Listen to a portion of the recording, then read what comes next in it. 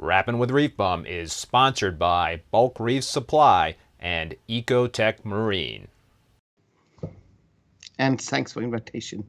You're welcome, Claude. Hey, what's happening, everybody, and welcome back to another episode of Rappin' with ReefBum. I'm your host, Keith Berkelhamer. So today I welcome Claude Schuhmacher from Fauna Marin to the show. Claude is coming to us live from Germany, where it is, 1:12 a.m. in the morning on Friday in Germany. Good morning. I had a few coffees, so it's still early morning for me now. So I tried to sit. You might have to run off to the bathroom if you had a lot of coffee there, huh? You know, I mean. Yeah, it was really necessary. So it's dark and snow, so you want only to go to bed because it's freezing here. Well, thanks, man. I really appreciate you staying up late for the show, and I know by the looks of all the people that are in the live stream right now, I think everybody's going to be really into this show and looking forward to it. I know I am. Before we start chatting, I want to thank the sponsors of the show, both Bulk Reef Supply and Ecotech Marine. Really appreciate them supporting the show, and I also appreciate you folks out there tuning in and supporting the show. As per usual, please hit that like button so more people can find the live stream. And while you're at it, subscribe to the channel. Why not? So typically, like usual, I'll encourage anybody that wants to drop a question into the chat or a comment. I'll do my best to keep track of that stuff. I know there's a whole bunch of comments in there already. I haven't been reading them because Claude sent me like 7 pictures like right before the show, and I had to I had to put them. I had to go and edit them real quickly to make sure they fit into the streaming software here, and hopefully there's not going to be any hiccups. And yeah, Claude, you have to give me the cues in terms of which slide to bring up when we get to that point. So a lot of folks tuning in from all over the place. I see Germany is in the house, besides Claude, California. So yeah, thanks folks for tuning in. So Claude, can you just give us a brief background of yourself? I know somebody told me that you used to own a coral farm for many years and an ICP company. Yeah, so I started in this. So for the US guys, so the German knows me, and so that's usually which follow us here. But for the guys, I'm the owner from Fauna Marin, which was founded 2001. and I started my career in 1984 in wholesale, which was one of the first wholesales in Germany and in Europe, about for reef life. So that was mainly fish and some corals from Indonesia. Cleaning millions of square miles of glass, so that was my work, and cleaning skimmers, and so I think the first years I only clean anything, and pack out soft corals, and we were sometimes, about this time, we were very happy to have a colorful zoanthus or palitoa, so there was no way of colorful SPS or big LPS or something like that, and the knowledge was very poor. Mostly we said when the first SPS coming, we said put them in the tanks with the green hair algae because they have the best water quality. And we're really wondering why they get white the next 2 days or 3 days. And we're wondering, so what's happened with these corals? Why they get white? We don't know that from the soft corals.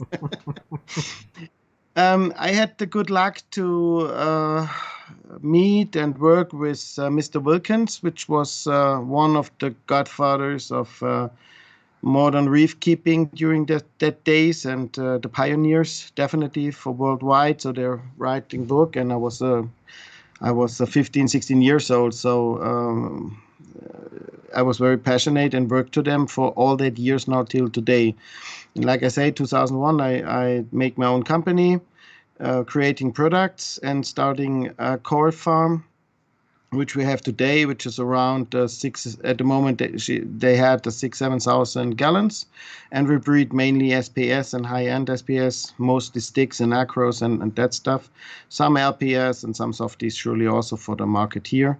So it's one of the oldest. And in the 19th, I was in Bali. I was in the Philippines, building up export station. We write standards for the MAC, and we bring in the technology how to breed corals to Bali and to Indonesia. That after that they build up the farms, and this is a little bit my history about it. So next time, the next 2-3 years, I'm then around 40 years in this business. So wow, yeah.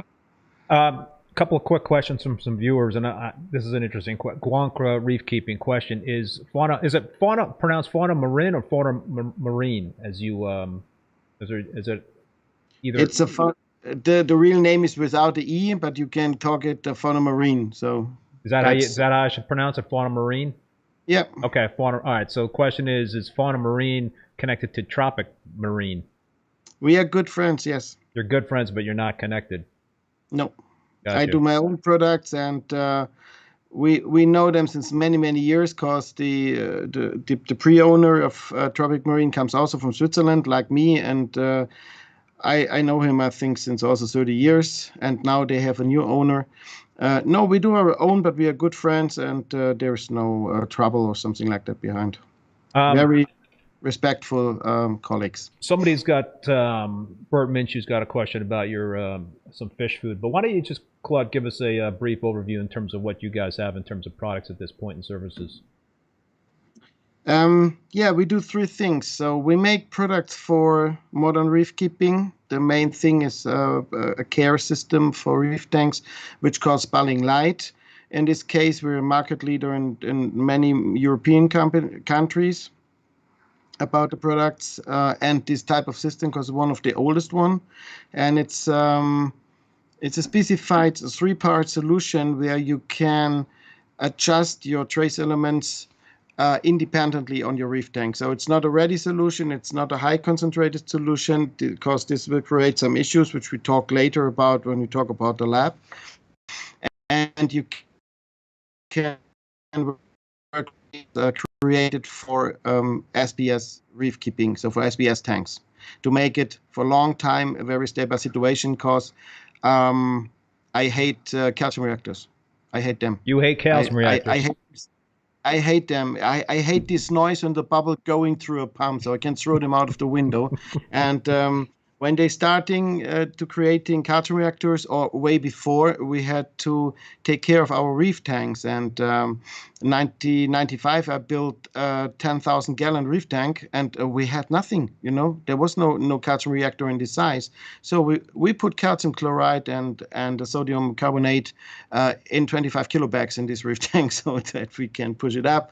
And Kalk water was at this time modern, but there was nothing which I like or which gives the result I wanted to have the sticks in this color and like planted before. It's that type of system, which is a modern version of the Bellum method, which was 1-2 years before published. And my problem with that was that it was a theoretical view on what happens with two chemicals.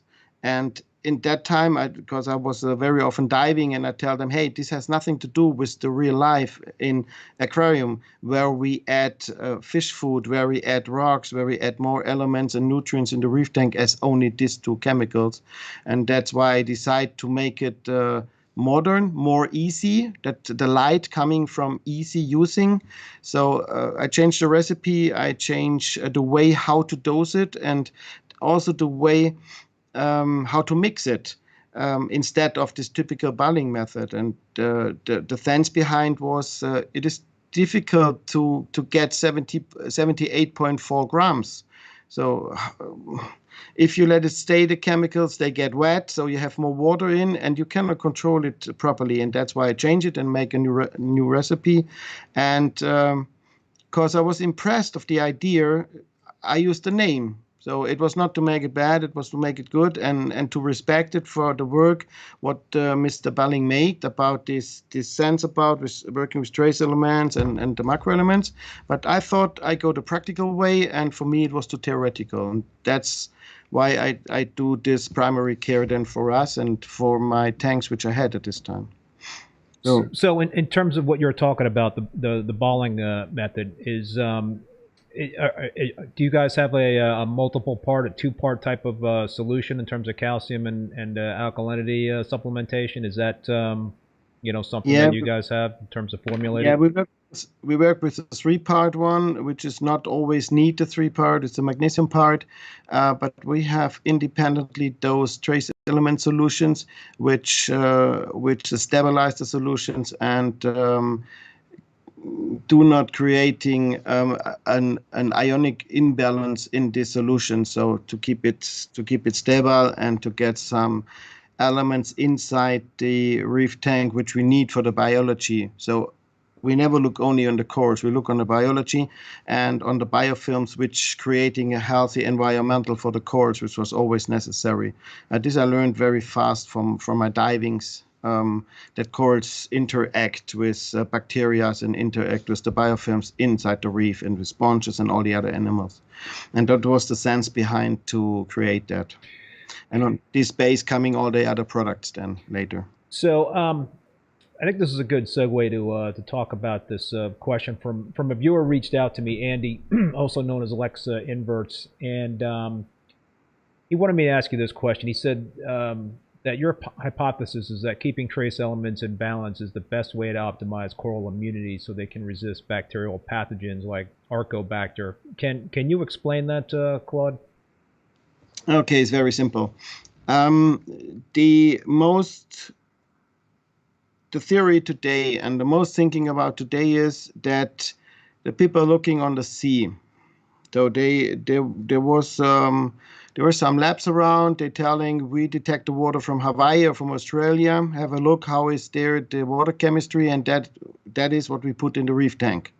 The problem is that this is the sea, and on the other side is an aquarium. And the difference is very simple. In the sea, they have a very good water, very low nutrients, absolutely low in everything, and they have a lot of food.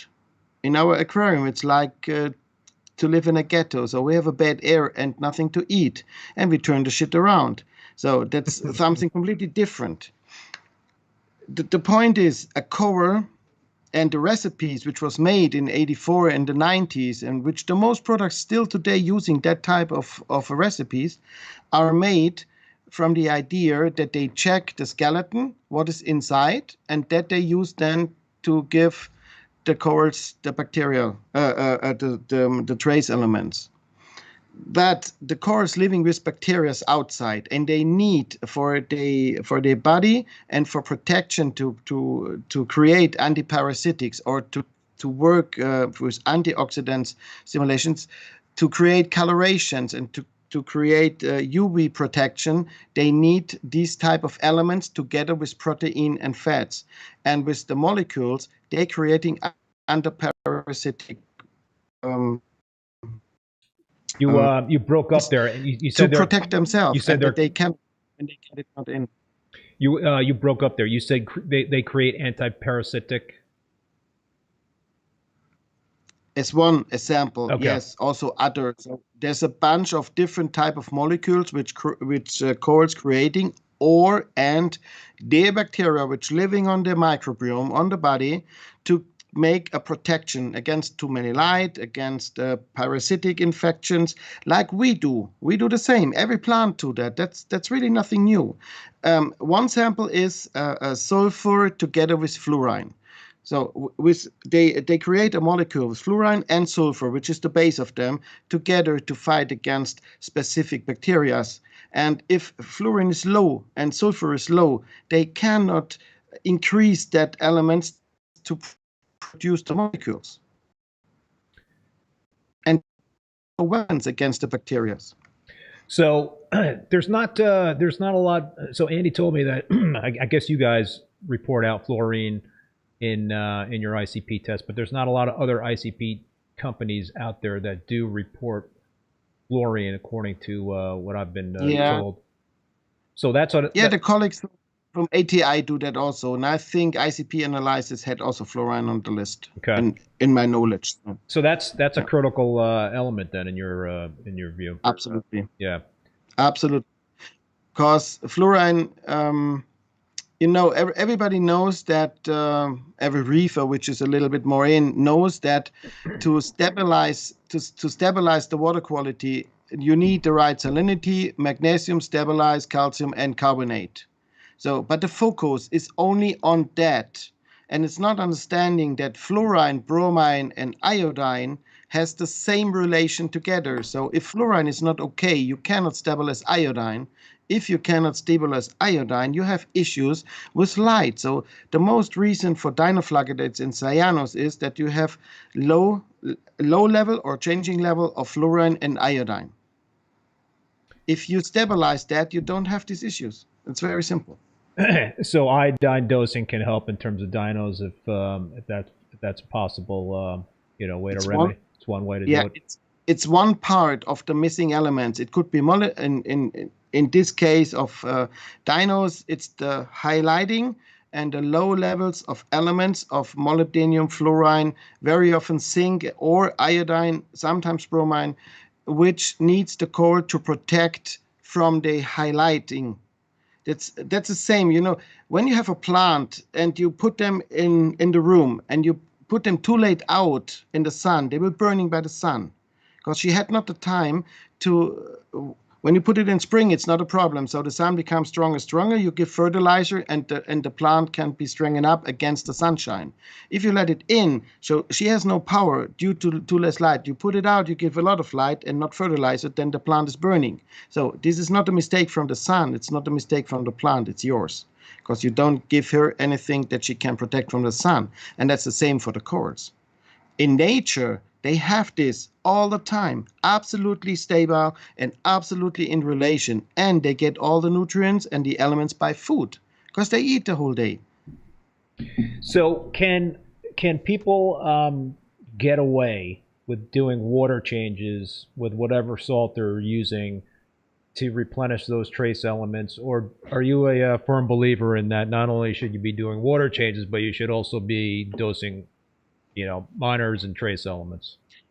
It has nothing to do with believing. You cannot replenish elements when you do a 10% water change.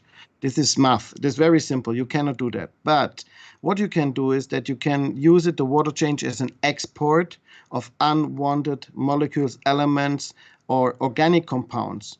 And these organic compounds is a problem for the reef tank, because it created scamable things. So with these molecules, the organic compounds, what we have inside the yellowing water, that bringing elements and molecules down and making not bioavailable. So the skimmer take it out, or it is not available for the corals, like organic phosphate or organic nitrogen sources. And that's why they have to be out. And in this case, a good salt is the most important thing. It's like a tire of a car, and it helps to stabilize the system, definitely. But you need adding trace elements. So when I had Mike Pleta on and Sanjay on last week, we talked a lot about, RTN and STN and all the different, types of remedies in terms of trying to stop the that kind of thing from happening to a tank. And we talked about using Cipro, and I talked about oxalic acid because I used that recently on one of my tanks as per a recommendation from Chris Meckley at ACI Aquaculture, and I'm going to have him on actually next week. We'll probably be talking a lot more about that as well. What do you find is effective in terms of that sort of disease in corals, in terms of the RTN and STN, and how to stop that? I mean, do you guys have like in the United States here, we have the Aquabiomics, which is a testing service, allow us to kind of see what kind of bacteria that we are dealing with. Do you guys have something similar? I just asked you like 3 different questions in one. We don't have this. I can look for this in some context from university. I can sometimes check something, but what I must say is the more problem of it is that we have now a lot of numbers of bacteria, but we didn't know which effect they have in real, because we find a lot of different bacteria in a lot of reef tanks, and that means not that they have an effect at the moment. So I focus more to strengthen up the corals, that they are strong and they can survive and they can fight against the bacteria. This type of bacteria, usually what we find is way more Vibrio bacteria, different Vibrio types as Agrobacteria. We didn't find them as that much as I thought it should be, like when I follow that what happens in the States. In Europe, we are not allowed to use antibiotics. It's extremely difficult to come to them. They are completely forbidden to fight against this type of bacteria and this type of product. So, and that's why we focus to prevent these actions in front. So that's also why we're creating a forecast and tell the people not to buy freshly imported corals which are stressed, which are maybe not good. So put them in quarantine, let them sit for 6-8 weeks, and then you can see it very often. Sometimes, and these problems we have also here, the problems in the reef tank are so strong that you need antibiotics, and then you can only pray here in Europe that you find a vet which has understanding and give you then the material you need. But this is not that easy like it is in the States, so it's very difficult for us. Are you guys finding more cases the last few years of RTN, STN with established SPS dominant types of tanks? I know Mike has talked about this a lot. It just seems like it's more, years ago this wasn't as much of an issue as it seems to be more recently with veteran reef keepers here in the U.S. If you have an ICP like lab was we had, and you had the possibilities to get data from many different countries. So actually we do about between 250 and 350 tests a day, and that since now over 10 years. So I have data is about 120, 150,000 different tests. You can see that the amount of problems in reef tanks is country specific. So we had a sample in UK, we have way more dinoflagellates issues as we have in Germany, a sample. Yeah. And in Spain, there are different, more different issues as in France or in the US. And no, I cannot say that, even not in Germany. The reason is that I know that the mainly cells, salts, and primary care system take care of these issues and had another recipe as salts and other care system which are used in other countries. And we know exactly why this is a problem.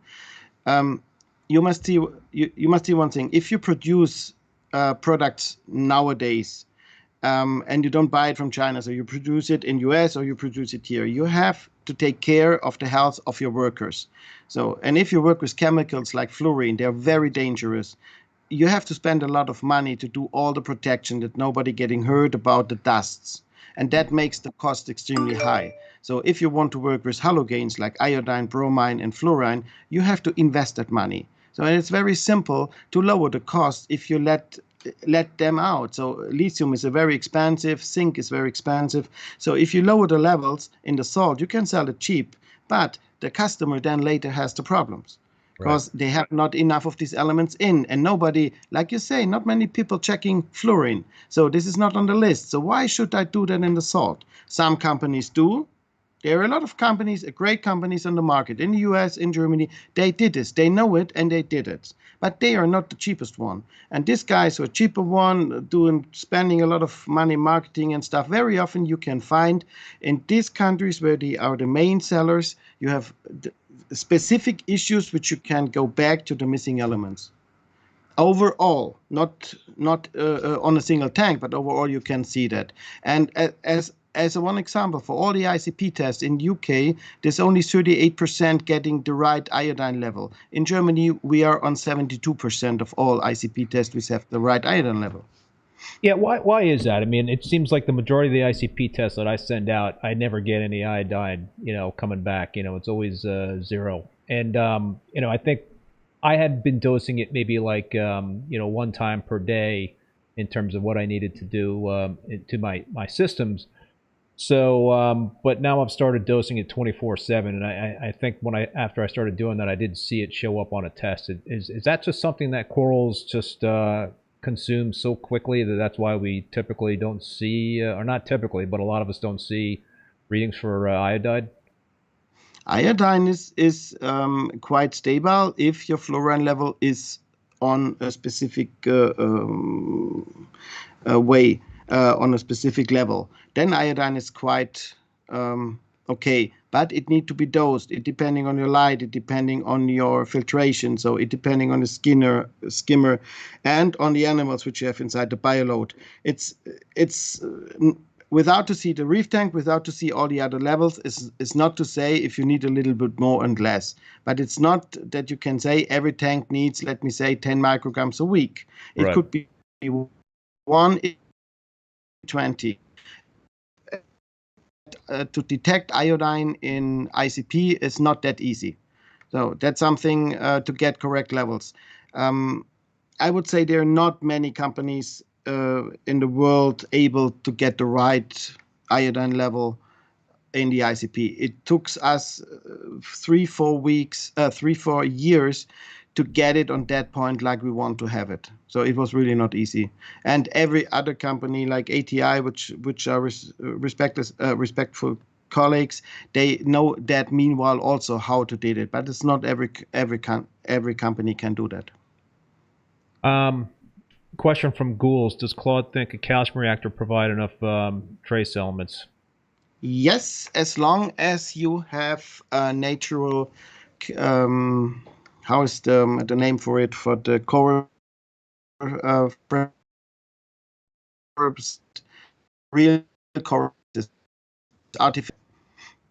You need broke to up. add trace elements then. You definitely. broke up there, Claude. What did you? Can you just repeat that? If you use as material coral gravel from real corals, then you have a lot of trace elements which go back to the reef tank. So that's quite good.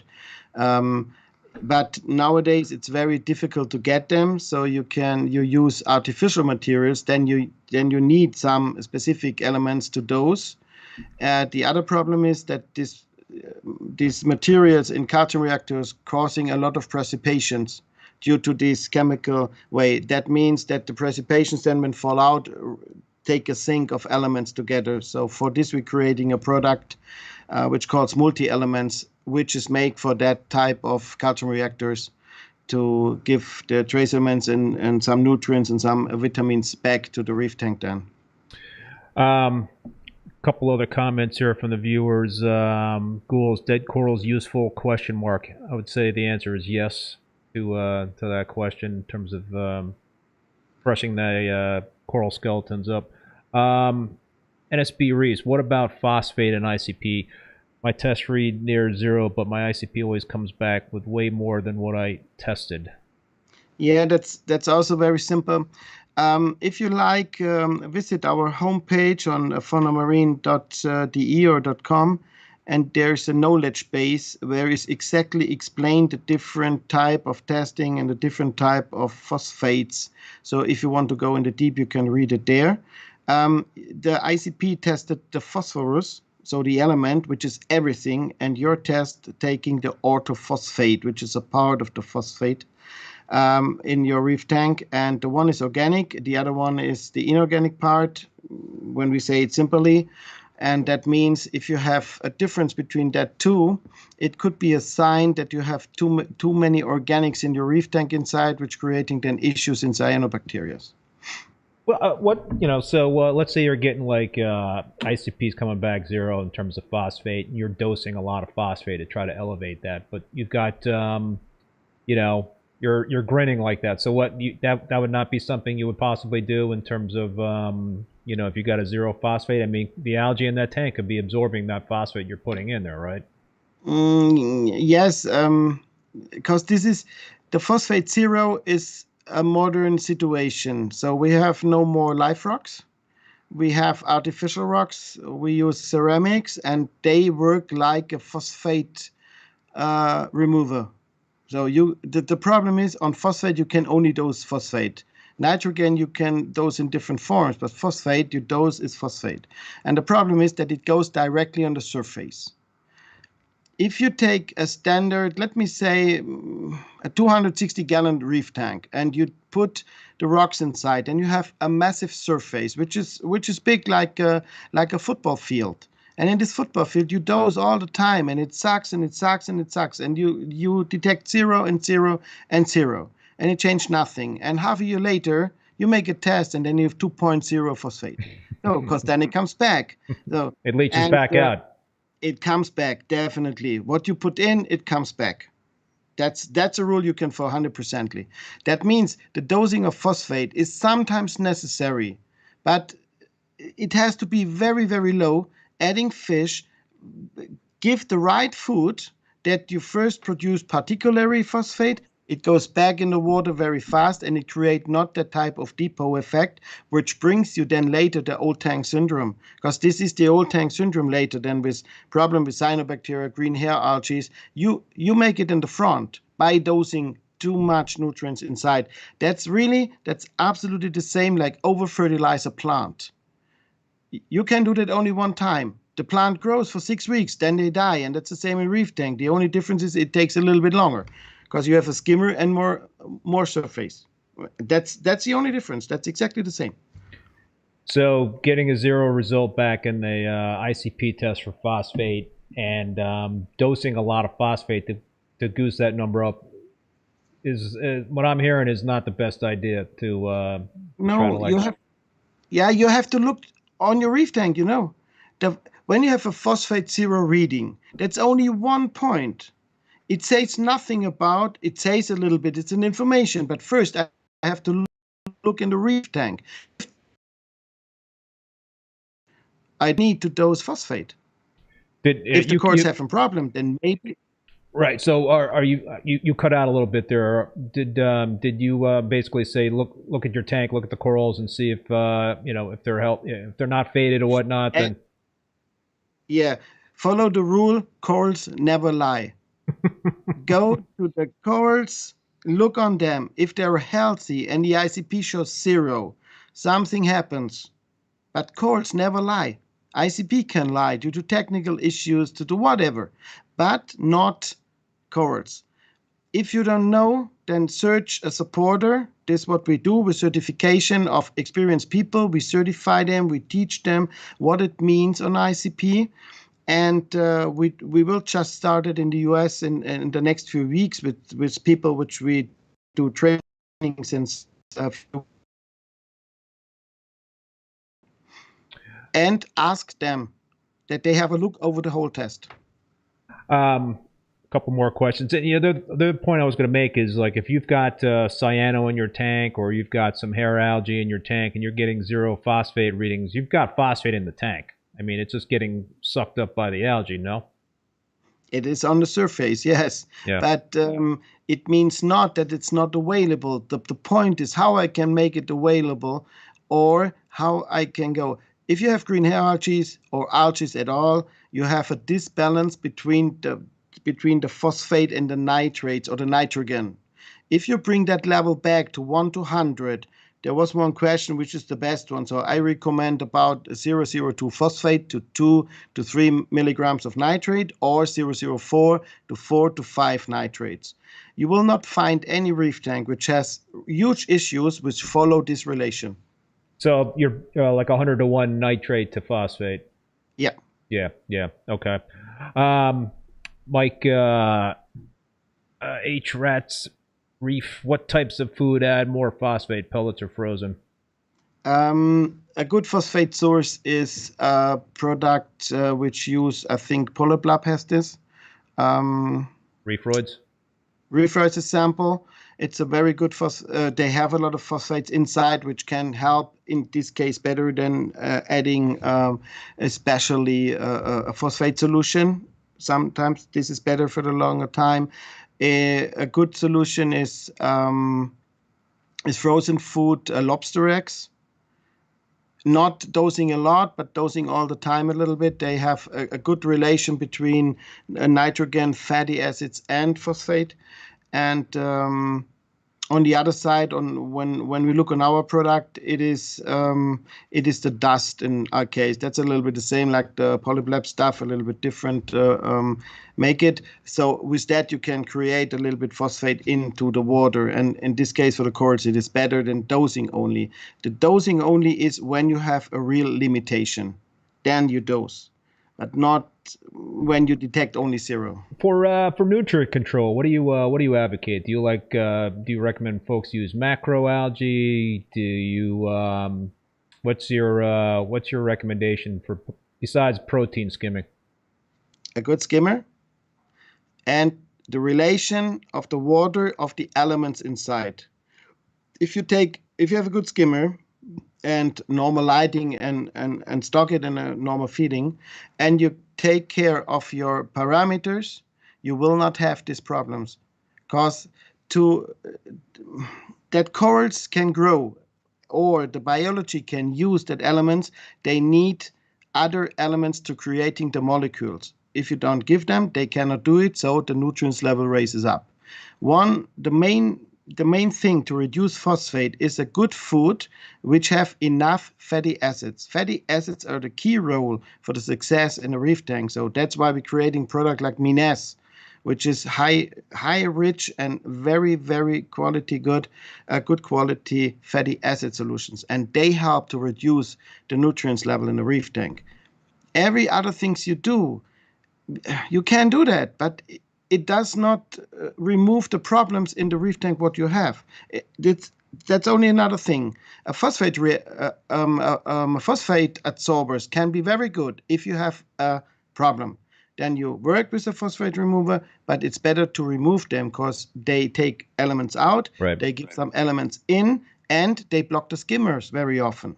So if in an acute situation, you can use them, but for a long time, make a diagnosis. What is my situation? How can I change the food and the quality of salt and the stuff what I use? And there you need less, but better quality. So at the end, you save a lot of money if you do it that way. Andrew Bowman is asking, does Claude do water changes? So would that be part of the routine in terms of keeping nutrients in check, in terms of doing water changes?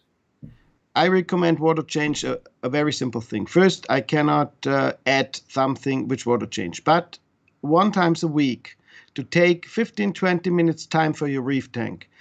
Suck off some bad areas which are not good flow, take out a little bit detritus, change the water, clean the skimmer, clean the pumps. This is something which you can do, and it will help you definitely over the time. When you use a good salt. Technically, you don't need it theoretically, but practically when you run a coral farm, and every coral farmer will tell you that, nobody don't do water change from the coral farmer. So the professionals do that, and the private people say, no, we will not do that. So we are not stupid. We have a lot of money there. We know why we did it. What about the use of, I've talked a lot about this with guests on the show, dosing bacteria to help control nutrients. What are your thoughts on using bacteria to help keep nitrates and phosphates in check? I love bacteria. From the right time, when I have a problem, then I give them. The dosing all the time to bacteria is absolute senseless. We have not the right bacteria for that, and it's not the way to keep all the bacteria out. I never understand why the people don't asking what happens with the bacteria when we dose them in the reef tank.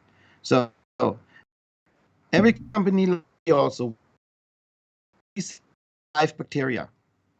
So that means when you put them in the reef tank, they should survive and they should grow. But on the bottle, it stated you have to dose every 2 weeks. So what's wrong?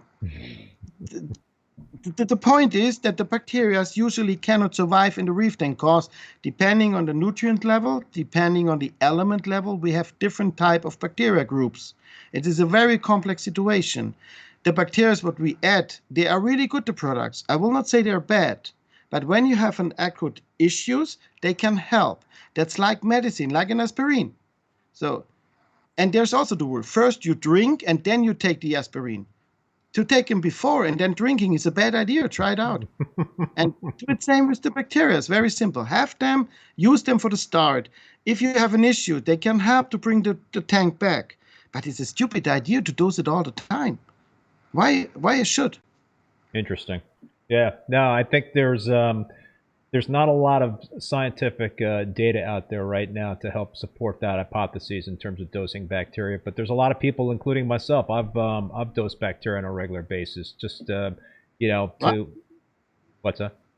Why you do that? Well, there was three reasons, Claude. I've been dosing bacteria. One is to, I used to use macroalgae Chaeto, and so I wanted to get rid of that. And so I thought that, dosing bacteria can help in terms of reducing, help control some nitrates and phosphates. The other is that my understanding is that coral do consume bacteria as a food. So, but I guess the question is, which bacteria do they consume? That's the point. Yeah. And there was a third reason, but it is slipping my my mind at this point in time. But those were two top of mind that I could think about in terms of dosing bacteria. The third would be for if you had I think I was thinking about for dinoflagellates in terms of increasing the biodiversity in case you wanted to kind of prevent dinoflagellates. Is that the third reason? I might be wrong on that, but so yeah, I guess there are some folks out there that okay. I think the third reason is I retract my last statement. I think the third reason is to if you want to be able to dose the good guy bacteria, then maybe that'll help keep the bad guy bacteria from multiplying. Again, this is not something that I have any data on to help support my rationale for dosing bacteria, but this is like anecdotal evidence that I have kind of grabbed onto. So, and I tell you that there is data on the market, and it shows exactly that what we think about using Nitrobacter, Nitrococcus, something like that, and this is the key in our reef tanks. This is a miss. We have many different type of bacteria, and they working completely different as that what we read 10, 15 years ago, and which was telling till today. There are good bacteria products on the market, definitely today, with a lot of different ones which can help in a reef tank, which can help against the smell, which can help against particles inside or against other illnesses. We have a prebiotica, which can help the fishes and the corals to survive. There's some pooper special bacteria which seems that they have a benefit in the reef tank, definitely. But it is not like we say, I push a bacteria dosing in and then I push the bad bacteria out. Because for this we have to understand what is a bad, what is a good bacteria. Let me explain one thing. The most illness of fishes creating due to Vibrio. So when we checked this the last years, and we did this in our university there, we find so very often Vibrio. And the reason why Vibrio was strong, because the counterpart of Flavobacteria, the other one who controls this type of bacteria, was low. And they was low because the situation in the reef tank was not good, or in the fish was not good. So, and if you provide these elements and we provide these molecules for the reef tank, then the fish is getting healthy back. You can help with bacteria, but this is not all, or this is not the key at the end. It's a good product when you need it, like aspirin. When you have a headache, it's a product, but not before. I see a couple of specific questions about some of your other products like Dino X and Aqua-Reading Flatworm X. But before we get to those questions, you did send me some slides, and I think this has to do with the question that Mike Paletta wanted me to ask you. And so what Mike said was, he said that you guys are showing the ratios between some trace elements provide reef keepers with additional insights. For instance, Mike said that if you had too high bromine and too high iodine, your corals may be turning brown even though your phosphate levels are low.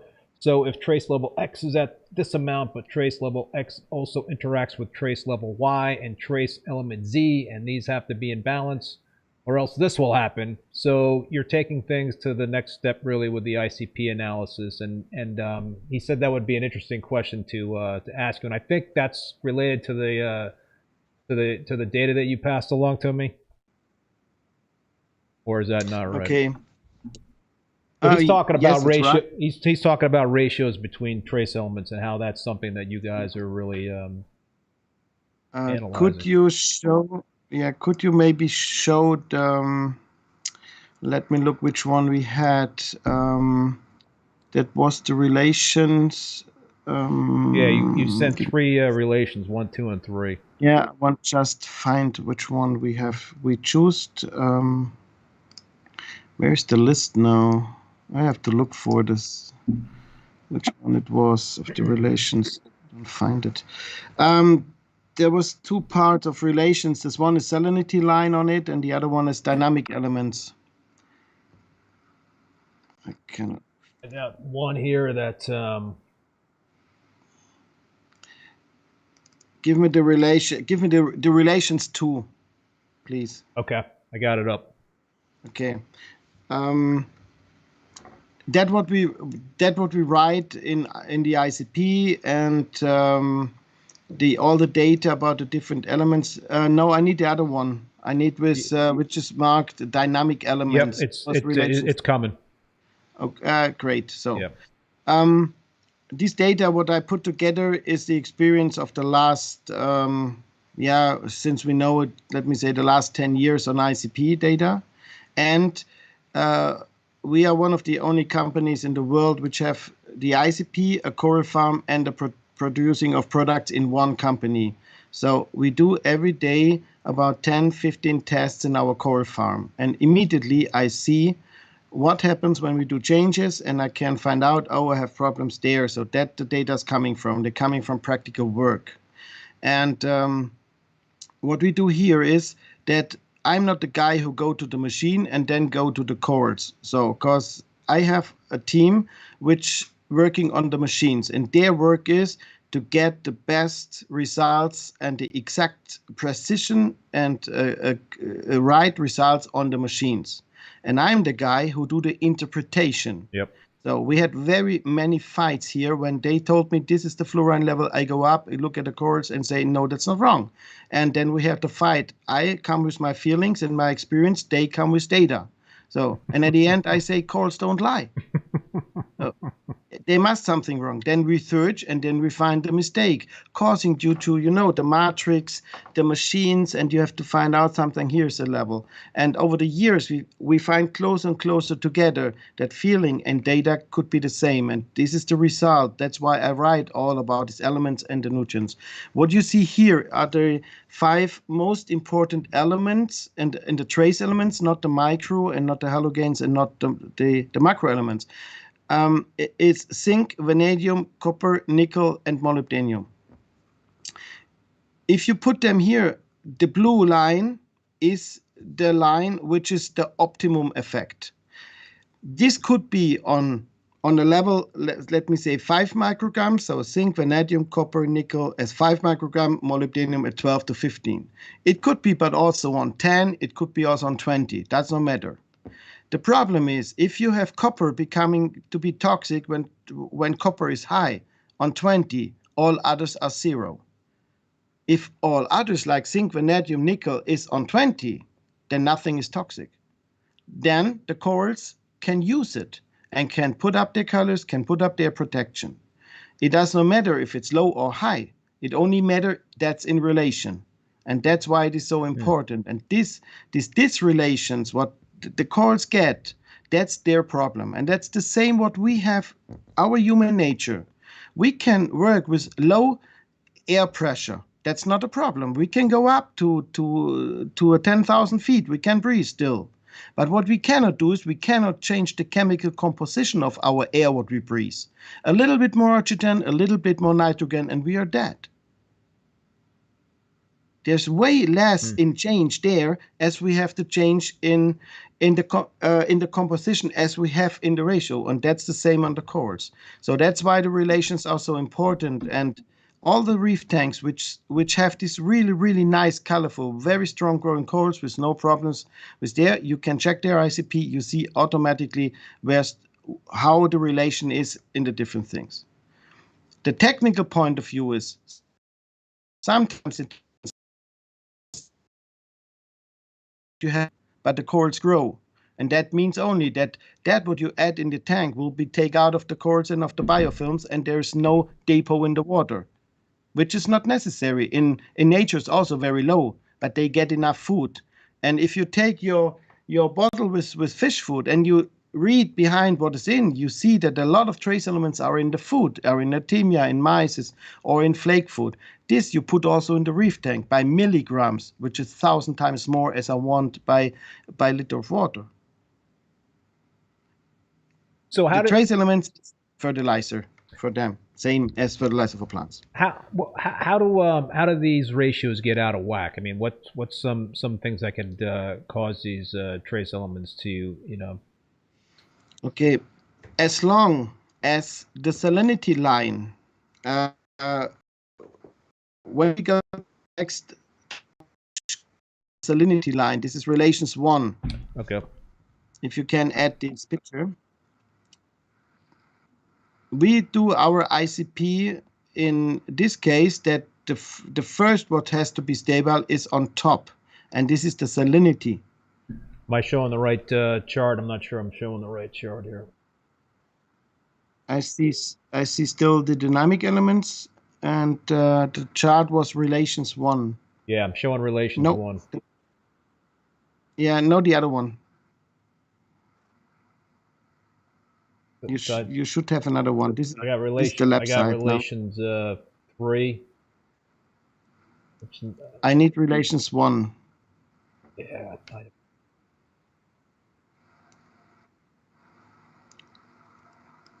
I might have missed that one. Let me see. Let me just check something here. Okay, no, doesn't matter. I can explain. Yeah, go ahead. Explain. When we have a 35 PSU salinity, the carbonate, the magnesium, the calcium, the strontium, and the potassium has to be in line. If these elements are in line, the water is very stable. So you don't losing a lot of magnesium, calcium, and the corals can start to growing because it's perfect in the middle. This could be parameters like 35 PSU, 7.5 carbonate hardness or salinity, about 1,300 magnesium, about 440 calcium, about 8 to 9 strontium, and about 40-20 potassium. If you have these levels in line, the water is very stable. After that, you check that your halogens are in, so means iodine, fluorine, bromine, and boron, if you use that in this group.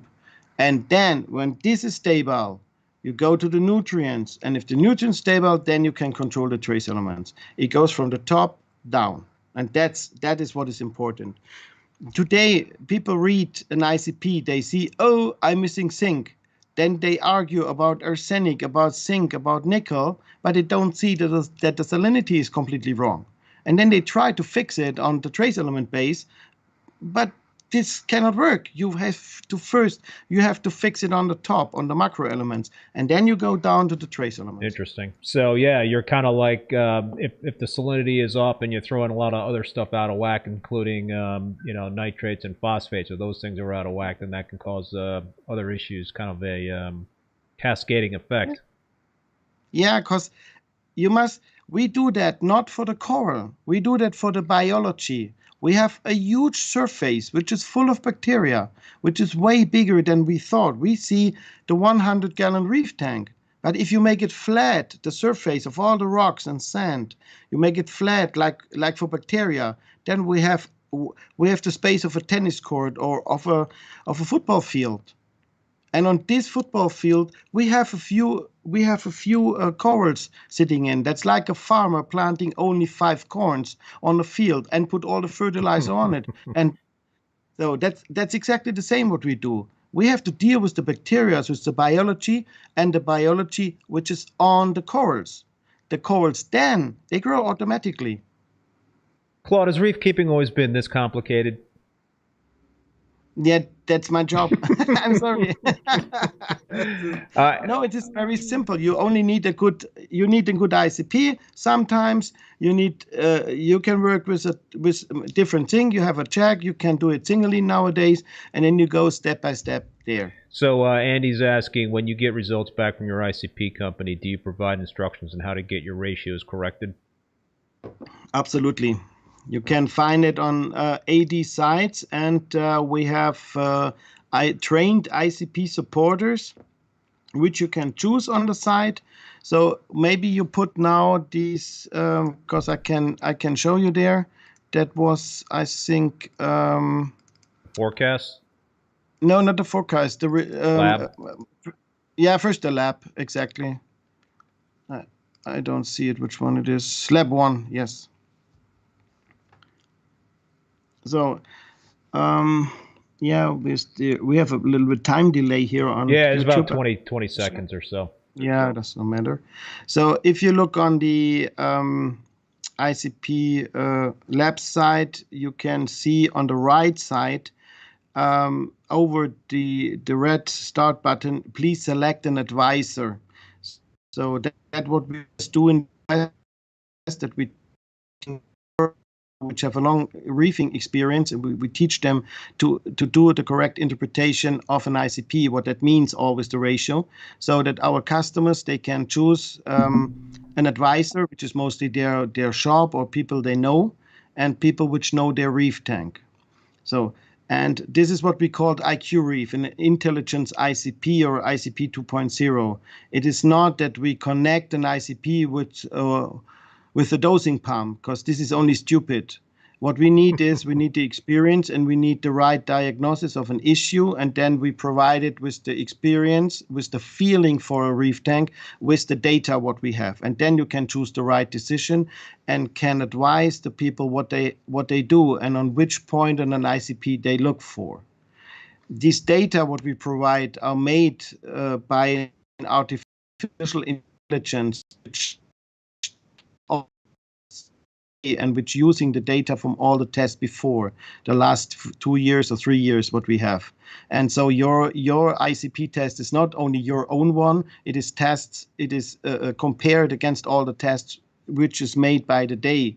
So we know exactly if there is a mistake inside, or there's another thing what we do here. If you do more than 5 times a test, we know which parameter we have to accept on your water. If it's if it's too much or too high, the system automatically gives that to one of our workers and our ladies in the lab, that they can check if the value is correctly, if not correctly, before they give it out to the customer. So we have the quality control of the machines is way better going in the last 2-3 years since we developed these artificial intelligence into the lab. And this created then also the forecast, where we can show today what happens in the reef in the future, so you can act and not only reacting after. Gotcha. Interesting. So what's when you get results? Yeah, that's exactly. So everybody can read it, but the reading is one side that we do it. The other side is to creating a networking of advisors which have the knowledge and which get all the data from all the tests. So we give these advisors way more informations as it usually stays on a lab account, because this is way too much if you have 100, 120, 150 different parameters. Nobody understands it if it's not their job. So, and we bring it together with simpling and giving that data to the advisors, and they know then what they have to do it, which relation is important, which one you start first, and not only buying elements and putting them in the reef tank. No, what is the diagnosis? Sometimes it's only, yeah, go back, reduce the light, give another food, and that's it. Sometimes is that the best way. Sometimes it's necessary to dose the zinc, sometimes not. Sometimes bacteria, sometimes not. Every tank is individually. We cannot do that to have a recipe for every reef tank. That's impossible. It's not. So that's what the advisors are for, to help you kind of troubleshoot what you should be doing in terms of. Absolutely, Right. yes. And we teach them that they can teach more people, because we alone, we have not the possibility to do that with 300 people a day. Yeah. We have not that much glass bowls, you know. They are quite expensive nowadays. So it's impossible. Getting some nice comments here. Joe Muscat. Hey Joe, love this guy. Ghouls, I wish I could hit the like button 100 times. What an awesome stream. You can do that, I think. So you can, yeah. If you got like 100 different devices, though, I think, right? Or can you just? I think if you hit the like button more than once, you unlike. You know, I'm 100% sure there's an app available in wherever that you can do that. This is not my job. This electronic stuff. They're called bots, right? Aren't they called bots or something like that? So Andy is asking again another question. Can you get all the trace elements available in the U.S.? So there is a Fauna Marin in the U.S., right? There's a place yes. in the U.S. that you can get all the stuff you need. Yes, we have. We will be distributed by CoreView. Right. And they have several stores, I think, in Top Shelf and in all these other, some which are known, but they have way more that I know. And yes, this is available in the US. A saltwater aquarium carry also the line, which I know, but I know there are also several. So contact the CoreView and or write us an email, then we will forward it that you can find it. That's not a problem. So Claude, you want to talk about the forecast? Yeah. Something really new, which we have now since May, is the forecast based on the ICP. So the sense behind this, due to the trend analysis of several ICP tests, and we can show then if some parameters going down and up, if it going up, we can say in front, so weeks before, if you get dinoflagellates, if you get cyanos, if you get hair algae or parasitic problems, or RTN and STN. And if you like, you can publish the sheet with forecast 1, 2, or 3. Doesn't matter. We can start with everyone. So then now I must look which one it is. That is then the cyanos. Okay, exactly. So the sense behind this, that reason for bacteria is mainly, the first reason is a chemical imbalance, not automatically a nutrient imbalance. That is the part of it. But mostly is a different relation between different parameters which having some biological effect on a reef tank. If they are never there, cyanos will adding by nature to creating biomass. So at the end, when you have cyanobacteria, it's good, because the tank try to clean themselves if they get nutrients back to biomass, producing oxygen, and then the cyanos will release over the time. For us, it's bad. I understand it. So if you go now to the forecast, you can see it that some levels in this specific one, they turn down. So the first one, iodine, going to the 5 grams. The fluoride level is low, the nitrate is low and the bromide goes down. If this happens, you have, I can say 99% you will have cyanobacteria. Huh. Definitely. If that relation's coming. There's another relation which is on top there, and that you see in the situation here, the nitrate phosphate relation. That's what I mean with the 1 to 100. Yeah. You can have 1 to 50. That's not a problem if iodine, fluoride, and bromine are in line. When you say can also have when you say in line, what are you saying in terms of being in line? In line means on the parameter on the green level where they have to be. Okay. Means iodine a sample between 0.005 to 0.008. Okay. This is the perfect line for iodine. So on fluoride is between 1.3 to 1.5. Gotcha. The perfect one. It is okay if it's still on fluoride, which is still on 1.0. It's still okay. It does not mean it happens automatically. If it's on the border and you add, let me say, too much amino acids or too much vitamins, then it can cause the cyanobacteria.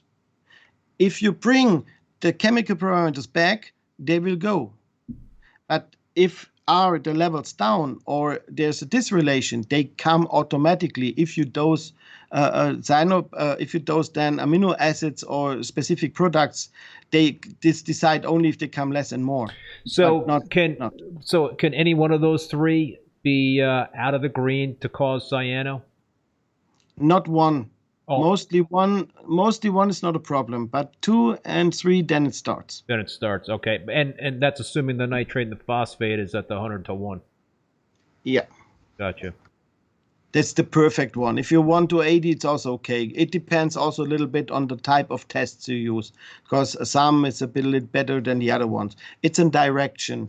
So when we talk about that things is how you understand an element like fluoride, a sample.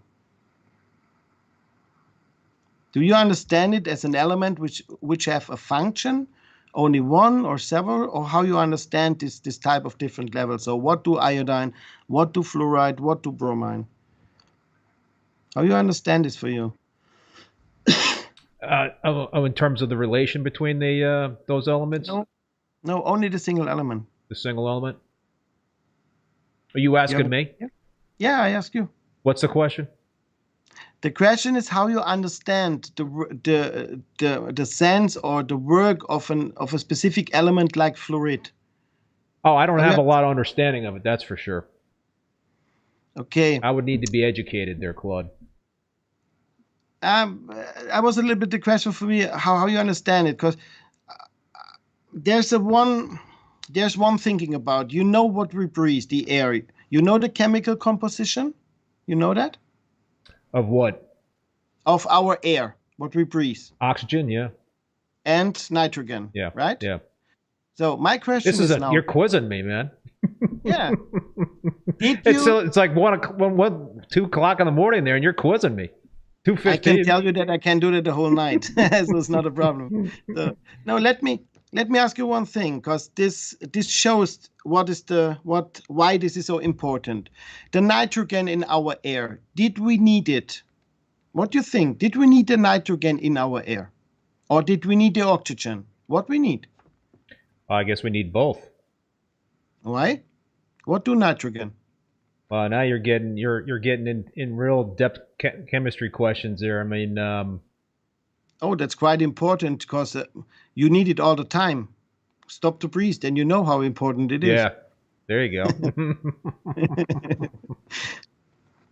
So you say we need the nitrogen. Well, you mentioned that's part of the air, so I'm going to say yeah. The most people say no, because they focus on the oxygen, what we need biologically. But we need the nitrogen because it prevents us from burning. It prevents the reaction from the oxygen. So that's why we need the nitrogen. When we have no nitrogen, we have 100% oxygen, so the world will burning. And many of these elements in the reef tank, like fluoride, they preventing bacteria and algae for use also to prevent us against bacteria work, not only for coloration for corals. You broke and up. that's why you need them. And then I was gonna say you just I'm broke still up. here? You just broke up there a little bit, Claude. Oh, okay. The fluoride and bromine and iodine, these halogens, they have a little bit the same effect like the nitrogen for us in the air. They prevent they stop a too strong growing from bacteria or algae, these halogens. And that's the reason why they are helping in the reef tank, that algae and bacteria are growing too much. That's like the nitrogen helps us for the reaction of the oxygen. We need the oxygen, but not 100%. This will kill us. And the fluoride will stop bacteria and algae growth.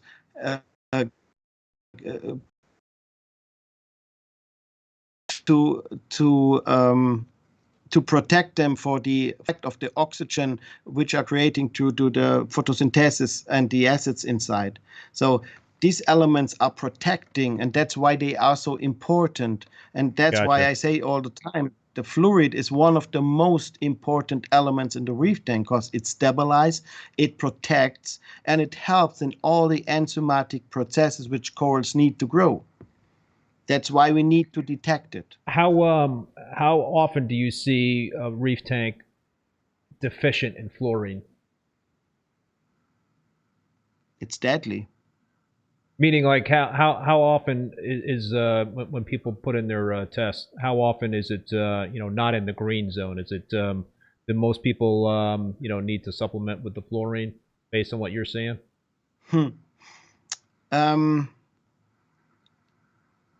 I would say fluorine and iodine in Germany around, we are on 65 to 70% meanwhile online. So that they are on top on this level they should have. People which have problems in their reef tank, they are 0%, which is perfect. There's no one. I know only one reef tank which has full of problems, and the ICP was perfect, like which I never see before. So I don't know if it's real or not. That's the only one which I have no idea why this happens. But all others you see immediately on the ICP why they have dinoflagellators, why they have cyanobacteria. You need only seconds if you know where you look and in which relations you look for. So it sounds like a lot of I mean, the thinking always is if you got cyano, you got to keep those nutrients in check. You got to you've probably got elevated phosphates and nitrates, so you've got to do a lot of water changes. You got to reduce the nitrates and phosphates, siphon out the detritus and all that stuff. But it's a whole nother element that you're throwing in there in terms of looking at those specific elements that you talked about and mentioned, that if they were out of whack, that's something that could be a signal to down the line that you might have cyano if you don't already have it. Yes, and it is really not so difficult. There are only two problems on it. The one problem is that it is not that easy. It is more easy to say put this bottle in the tank, and then you put a chemical in the tank, and the problem is solved. Then the people say, hey, this medicine helps me. So if you use antibiotics against cyanobacteria, this will work. This is not a problem. The long-time effect on it, that's a different thing. Right. But at the moment, my problem is solved for $14. So to put an ICP, to send it out, to take care of it, to look on the elements, to start to understand it, to read it, make definitely more work. I can fully understand why people want to have a bottle. There is also marketing there. If the people buying adsorbers, buying salts, stuff which we sell and where we live for that's sure that we also want that they buy the things. But my opinion is, I want that they buy a good salt and not a lot of bad salt to make a lot of water change, which has no sense in this case. And for me, it's more important they buy an ICP, they search an advisor, and they bring the tanks on a good level, because this is the better marketing for a long time for our company, as to have a product to use like Dino X or Red X. So that's why we do in our manuals, we write first check, first make a diagnosis, first check the water. change this. And when everything not helps and you have a very aggressive form of dinoflagellates, then use Dino X before everything died. This is only there to get time to do the diagnosis and to do the changes. For that, we do Dino X, but not as an aspirin to use it all the time. And we write that, especially in the manual, don't use it. Use it latest at the last possibility before everything died, because it's a very strong product, and we have to do it on that way, or it will not work. Yeah, because there's been a couple of comments in the chat. One producer, Reef, I see mixed feelings with Dino X. What's the best way to use it? And I think you just answered that question. To use it not. The best way is not to use it. The best way, do an ICP, check your water, reduce your light. Dinoflagellates are a light issue. This is not an issue about times a little. That's mostly a light issue, and that the coral has not the possibility to work with that amount of light. So she puts then the zooxanthellae out, and a part of these zooxanthellae getting into the bottom, they find their depots full of elements, full of phosphate, and this is then what they use to grow up, and that's your dinoflagellates. We have different type of zooxanthellae and corals. Sometimes we have dinoflagellates which we get with rocks and with stuff inside, but we give them the environmental that they can grow. So the best way is not to do that in front, the first thing. And the second thing is then to make an ICP, to have an advisor, or to get the experience how to deal with that, and bring the levels down, and then then you will not have any dinoflagellates. Definitely not. What are your thoughts in terms of there's been some folks out there, I think we've talked about this in the show, dosing iron to get rid of dinoflagellates. What are your thoughts in terms of dosing iron to get rid of dinos? Is iron in Dino X? No, there's no iodine in. I did not understand it. Dosing iodine or dosing iron? Iron. That's a bad idea. Iron is fuel for dinos. In this case, this is fuel. So then those iron and start new. That's the best way to get rid of dinoflagellates then, because it makes boom. No, iron is not a good idea in this case. Absolutely not. I guess the other thing is that there's just so many different types of dinos out there, right? And there's different ways to approach the problem depending on what you have. Yes. On that, what is actually talk about. But when you look on the chemistry side, you can see that's mainly the same. There are only different type of zooxanthellae which can release from different type of corals. And some of them are hard, very hard to get rid of, because they can produce cysts. Others are very easy. You need only UVC. As long as you don't change your chemistry. And the real reason why corals died, or there are issues with Dino X, is the point that the corals are suffered over months without iodine, without fluorine, and this is deadly. There's one ICP on the market which still say today that iodine is not important, and I cannot understand this. My understanding is that these guys never work with corals, really, like a coral farmer, because then they know that's impossible. And to say to people today that 0.3, the half of iodine is healthy, it does not matter. What happens if we take the half of that what we need as humans? We get ill. We are dying on that when we don't do that. The half of vitamins, the half of iodine, what we need, and nothing works in our body. Why the coral should work with that? The corals don't lie. They don't lie. They don't lie. What about you mentioned dry rock, and I think I saw a comment in the chat here about starting a tank with dry rock. That seems to be there seems to always be a lot more likelihood that you're going to get dinos if you start a dry rock only tank. Is that a fallacy, you think? Is it more about the traces and the elements in terms of them being in line to avoid dinos? It is a difference if you have some dinos growth at the beginning, this is not a problem at all. So in these cases, you look that you get animals in and then you get a little bit nutrients in and then they will go away. So starting dinos is a complete different thing as if you have it later, let me say after 1 year, 1.5 years. There are some products in products or salts on the market which are not well balanced, which can cause this.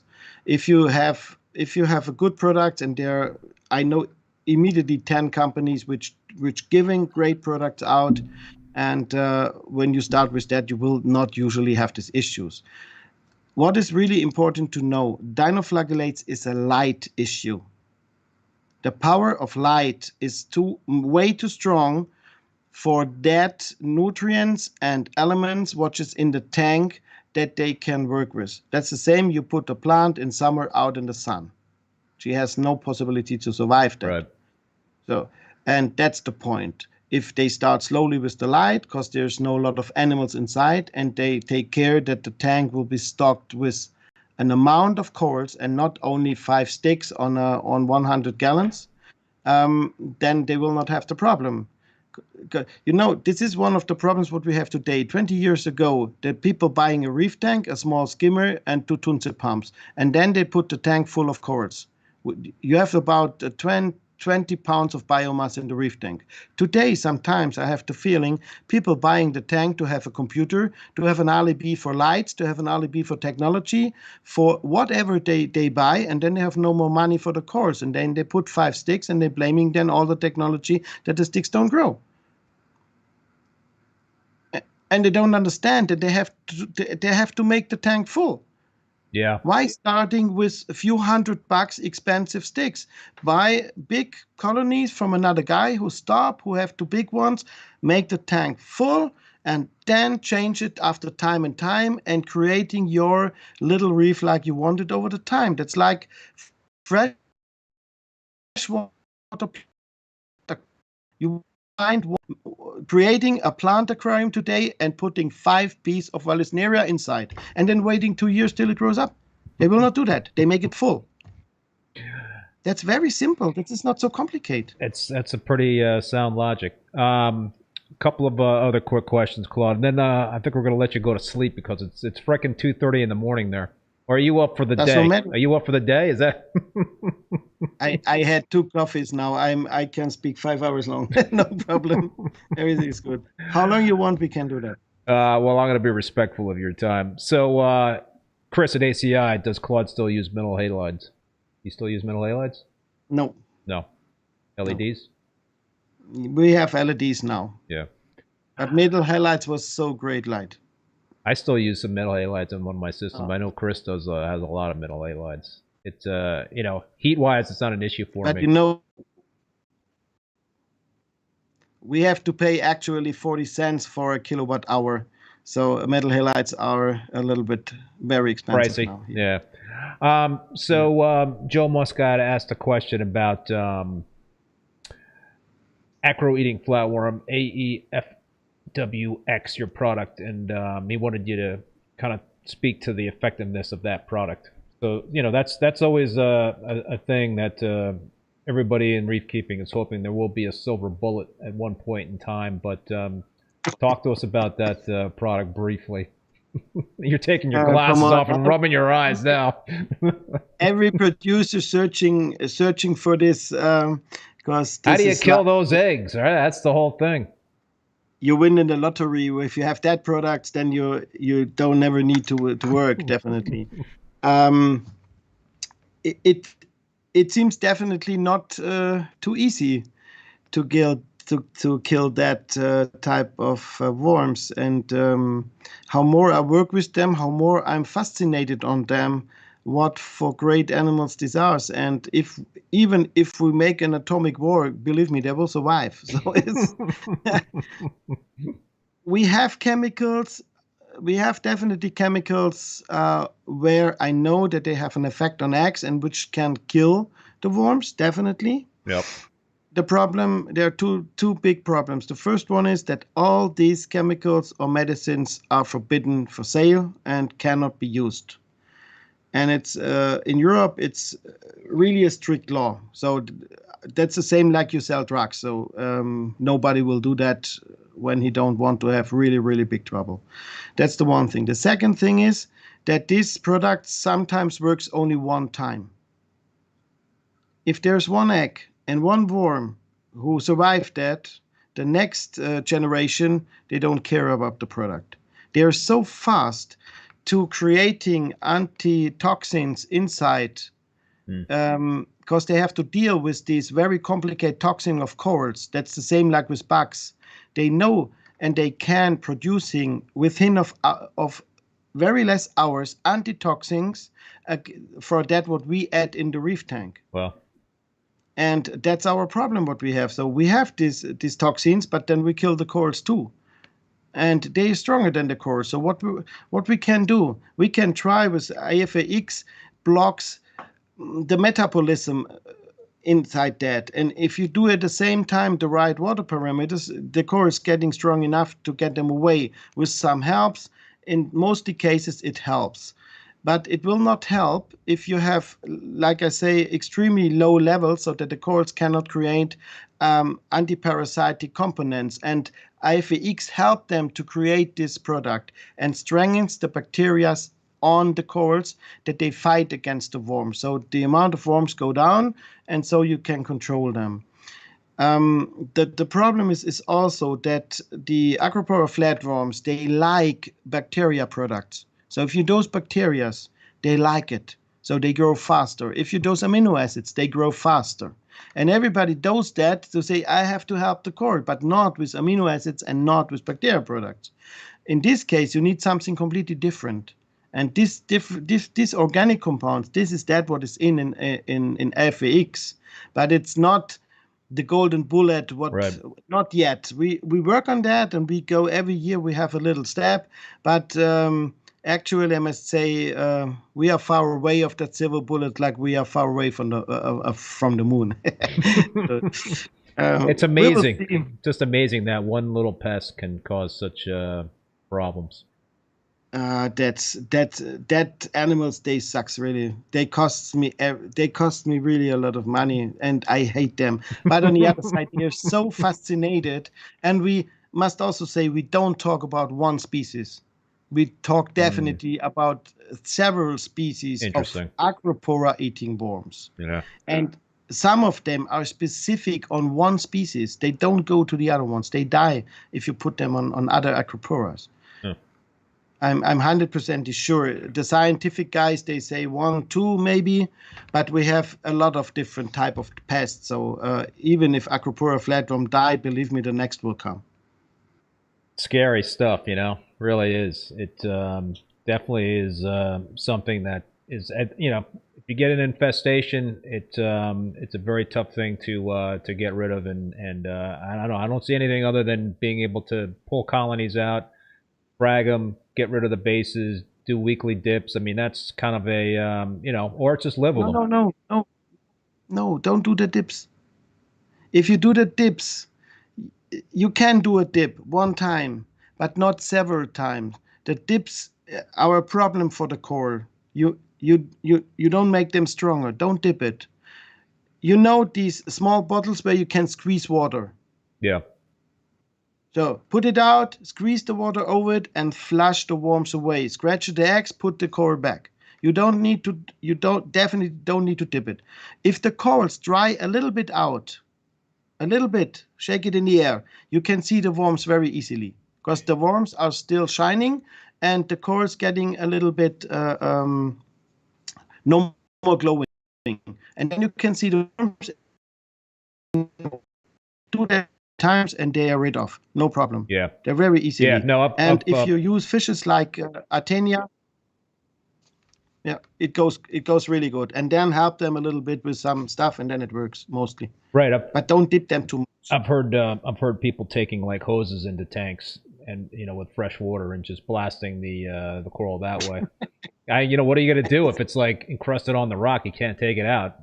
But I guess if you put a stream of like RODI water on it, then that'll kind of flush the worms off. If you got fish in the tank, they'd eat the worms, and that could potentially help. We flash them with a pump very easily. We put a pump in a PVC pipe, make it flat, and then we push them away. And after 2-3 weeks, they were gone. Yeah. Yeah. But we don't dip them. Because too much dipping. Even when you use the oils, the oils are very aggressive to the skin, and they destroy the bacteria on the surface of the corals, and then they have no more microbiome. And that's the same for the coral. In my meaning, meanwhile, it's the same like you have issues with your bacteria in your stomach, and then you know that you have a very bad day. And that seems the same for the core. So we dip them never with the oils, only with other things meanwhile, and 1-2 times, and then the rest we flash it or we clean it, and that's it. And I do the job the corals. Blue Reef says water picks. That's probably a good idea. Yeah. Yeah. All right, Claude. Well, listen, man. I'm gonna let you go, given the time of morning it is there, and you've been awesome to be on the show in the wee hours of the morning there on Friday in Germany. I really appreciate it. Any final words before we sign off? I was very happy for the invitation. It was really great. It's my first live in the U.S. Really? So, I thought you've been doing lives in the U.S. No, in Germany, everything, but not in the US till now. So I was very happy for the invitation, a possibility to explain a little bit what we do. And yeah, I'm back soon in the US, I think in February, and then maybe we'll come to Vermont, because that seems to be you should definitely come to Vermont. I'd love to have you. I will. It's going to be a lot of snow, though, I got to warn you. You're used to that. Yeah, that's good. But you know, I come from Switzerland, so I can ski. There you go. So we can go skiing. I'll take you skiing for sure. Yeah, absolutely. So all right, Claude. Well, listen, thank you again, man. I really appreciate it. Love to have you back on in down the road again. I also want to thank both Bulk Reef Supply and Ecotech Marine for sponsoring the live stream, and all you folks out there for tuning in. We saw some real good dialogue and folks in the chat there. Thank you. Also want to thank Paul, who is the moderator as well as the president of the Boston Reefer Society. Please join and support your local reefing clubs. They are so important to this hobby. I also want to let you folks know that all episodes of Rappin with ReefBum are available as podcasts on Spotify, Apple Podcasts, Google Podcasts, Stitcher, and Amazon. My next Rappin with ReefBum live stream will be next Thursday, December 22nd at 7 p.m. Eastern Standard Time with Chris Meckley from ACI Aquaculture. My buddy Chris will be back on, so that should be another great show. If you want to check out the full upcoming schedule of guests, we've got some really awesome guests after Chris coming on. Go to reefbum.com and visit the YouTube section. So until then, be safe and be well, and we will see you next time. Great show. Thanks a lot.